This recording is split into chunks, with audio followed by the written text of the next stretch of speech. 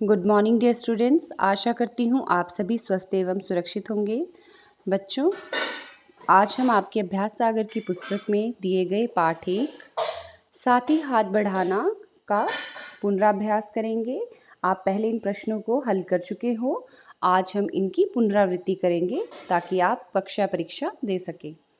पहला प्रश्न है, ऊपर दी गई पंक्तियों में आए मोटे काले शब्दों को जोड़े के रूप में लिखिए। आप सभी जानते हैं मोटे काले शब्द आपने इन पंक्तियों को पहले पढ़ा है और मोटे काले शब्दों को आप जानते हैं कौन कौन से हैं। उन्हें आपको जोड़े के रूप में लिखना है। जैसे बढ़ाना, तो आप उसके सामने लिखोगे उठाना। बढ़ाया, उसके सामने लिखोगे झुकाया। यहाँ नीचे लिखा गया लेकिन आप सामने लिखिएगा। बाहें, और बाहें के सामने आप लिखेंगे राहें। इस प्रकार आप इन शब्दों को जोड़े के रूप में लिखेंगे। प्रश्न नंबर 2 के अंतर्गत दिया गया है, प्रश्न 1 में दिए गए उदाहरणों के अतिरिक्त कविता में आए कोई अन्य तुकांत शब्दों के जोड़े लिखिए। तो आपने कविता ध्यानपूर्वक पढ़ी होगी। यदि नहीं पढ़ी है तो ध्यानपूर्वक पढ़ें और देखें कि उसमें कौन से तुकांत शब्द दिए गए हैं। आप सभी ने पहले किए हैं, जैसे सुख दुख, बैठना उठना, एक अनेक, सच झूठ। आपने अपनी पुस्तक में किया होगा, वहाँ पे एक बार चेक कीजिएगा। इसलिए मैं आपको अभी लिखकर नहीं बता रही। प्रश्न नंबर 3 है, नीचे दिए गए शब्दों के तुकांत वाले शब्द लिखिए। अब आप इन शब्दों को अपने द्वारा लिखोगे। जैसे जाएगा, लाएगा, पाएगा, खाएगा, कल। जल, फल, चल, बल, छोड़ा। घोड़ा, जोड़ा, थोड़ा, तोड़ा, चहक, महक, दहक, बहक इत्यादि। बजाना, नचाना, ले जाना, सजाना। इस प्रकार आप तुकांत वाले शब्दों को जो आपने पहले से लिखे हैं उन्हें याद कीजिए या अपने शब्दों में भी आप उन्हें लिख सकते हैं। प्रश्न नंबर 4 है, नीचे दिए गए शब्द समूहों में से सही शब्दों पर घेरा लगाइए। ये मैंने घेरा लगा दिया है। तो आप देखेंगे ये सही शब्द है आविष्कार, अभिलाषा, व्यक्ति, परिणाम और मुनि। प्रश्न नंबर 5, नीचे दिए गए शब्दों को ध्यान से पढ़िए। जैसे कृष्ण, किस्मत, चट्टानों। उपर्युक्त शब्दों में उन वर्णों पर घेरा लगाइए जिनमें कोई स्वर नहीं है। आप सभी जानते हैं स्वर रहित व्यंजन अर्ध व्यंजन होता है, जैसे श, स, ट।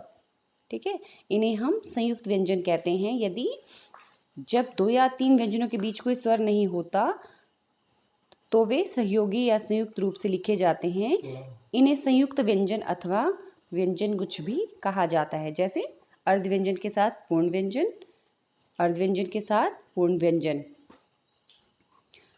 अब आपको नीचे संयुक्त व्यंजनों वाले नाम लिखने हैं दिए गए चित्रों के। तो आप लिखोगे पत्ता, आधा त, पूरा त, क्योंकि एक त स्वर रहित, दूसरा स्वर सहित, तो ये संयुक्त व्यंजन कहलाएगा। तो आप लिखोगे पत्ता। उसी प्रकार मक्खी, रसगुल्ले, 25। अगला चित्र किस चीज का है? पुस्तक। वैसे तो आप किताब लिखोगे लेकिन हमें लिखना है संयुक्त व्यंजन वाला, तो आप लिखोगे पुस्तक। प्रश्न नंबर 6 है, नीचे दिए गए शब्दों को और क्या कहते हैं लिखिए। आप सभी जानते हैं रास्ता, रास्ता, पर्वत, पर्वत, लेख, किस्मत, दरिया, सागर, शीश, शीश।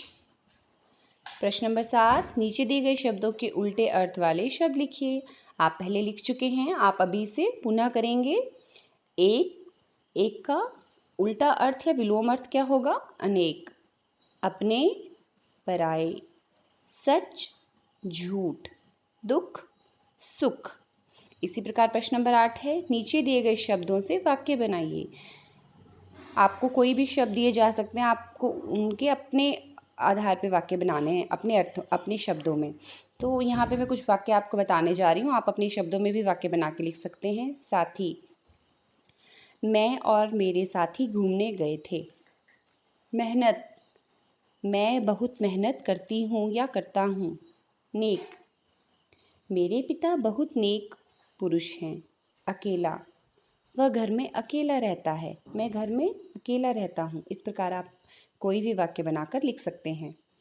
प्रश्न नंबर 9 है, नीचे दिए गए दो दो शब्दों का इस प्रकार वाक्यों में प्रयोग कीजिए कि उनके अर्थ में अंतर स्पष्ट हो जाए।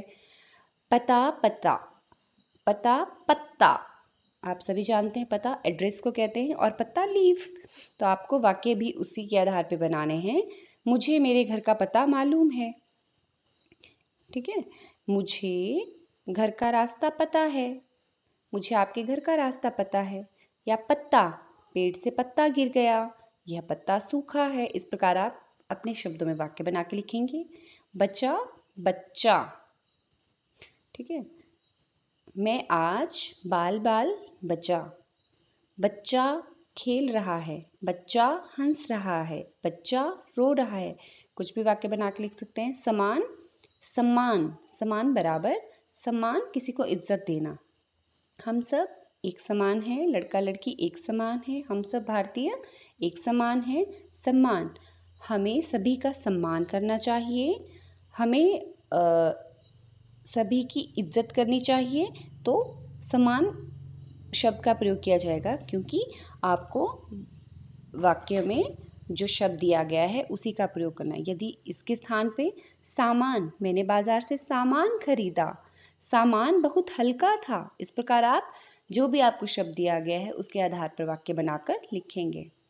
प्रश्न नंबर 10 है, मेहनत और मिलजुल कर काम करने के महत्व पर 100 से 150 शब्दों में अनुच्छेद लिखिए। आपको यह अनुच्छेद अपने शब्दों में लिखना है कि हमें मिलजुल कर काम करना चाहिए क्योंकि मिलकर काम करने के बहुत ज़्यादा फायदे होते हैं।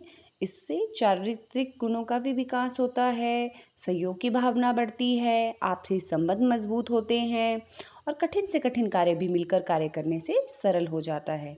इस प्रकार आज आप प्रश्न नंबर 1 से 10 को दोहराएंगे ताकि आप कल कक्षा में अच्छे अंक प्राप्त कर सकें। तो आज आप पाठ 1 के प्रश्न उत्तर ध्यानपूर्वक पढ़ेंगे और इन्हें याद करेंगे। यही आपका गृह कार्य है। धन्यवाद। आपका दिन मंगलमय हो।